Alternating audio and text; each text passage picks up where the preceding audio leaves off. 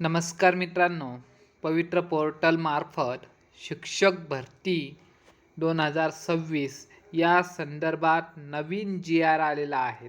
तर मित्रांनो, या जी आरमध्ये काय माहिती दिलेली आहेत, ही महत्त्वाची माहिती आपण या ठिकाणी बघणार आहोत.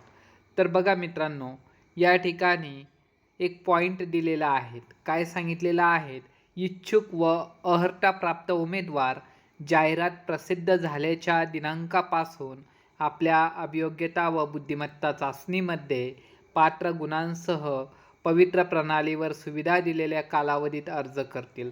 तसेच स्थानिक स्वराज्य संस्थांमधील व खाजगी शिक्षण संस्थांमधील शिक्षण सेवकांच्या रिक्त पदासाठी स्वतंत्र प्राधान्यक्रम देतील.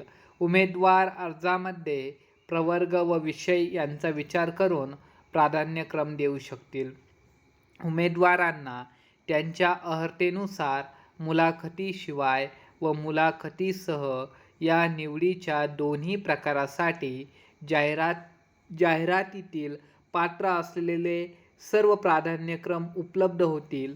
तथापि उमेदवारास त्यांच्या सोयीनुसार त्यापैकी जास्तीत जास्त एकूण 50 प्राधान्यक्रम लॉक करता येतील.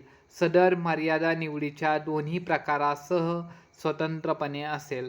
तर मित्रांनो, फक्त आपल्याला 50 प्राधान्यक्रम लॉक करता येणार आहेत.